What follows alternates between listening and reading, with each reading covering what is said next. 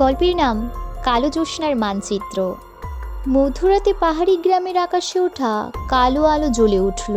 সবাই ভয় পেলেও পাগল বিজ্ঞানী দীপনবাবু বললেন, এটা নক্ষত্রের সংকেত, বহু বছর আগে হারিয়ে যাওয়া গুপ্তধনের ডাক।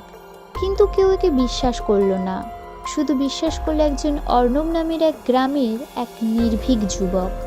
সেই রাতেই দীপনবাবু তাকে একটা পুরনো ছেঁড়া কালো দাগে ভরা মানচিত্র দিলেন।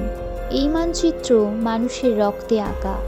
আর ফিসফিস করে বললেন দীপনবাবু, যে এটা খুঁজে পাবে সে শুধু ধন না, নিজের ভাগ্যও পরিবর্তন করবে।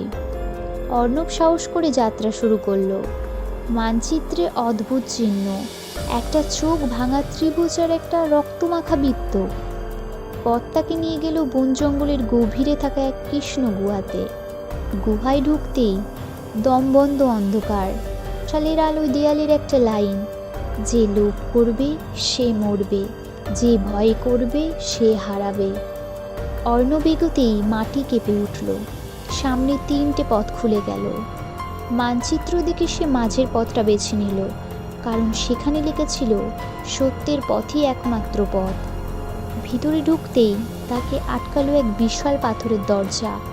দরজায় খোদাই করা একটা চোখ। মানচিত্রের চোখের চিহ্নটা যখন সে দরজায় স্পর্শ করলো, দরজা গর্জন করে খুলে গেল। ভিতরে কালো জ্যোৎস্নার রত্ন, একটা কালো পাথর যা নিজেই আলোয় কাঁপাচ্ছে। কিন্তু রত্নের সামনে দাঁড়িয়ে অর্ণব বুঝল, এটা ধন নয়, এটা এক প্রকার শক্তি। দেয়ালে লেখা ছিল, এই রত্ন যার কাছে থাকবে সে ভবিষ্যৎ দেখতে পারবে, কিন্তু ভুল ভবিষ্যৎ দেখলে মৃত্যু আসবে। অর্ণব যেই রত্ন স্পর্শ করতেই যাবে, ঠিক তখনই পিছন থেকে দীপনবাবু এসে বললেন, রত্নটা আমার, আমি বহু বছর ধরে এর অপেক্ষায় আছি। অর্ণব চমকে উঠল।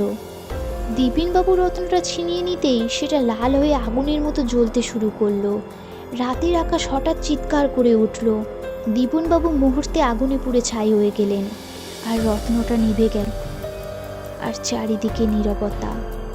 অর্ণব বুঝল, এই রত্ন ধনের জন্য নয়, সততার পরীক্ষার জন্য।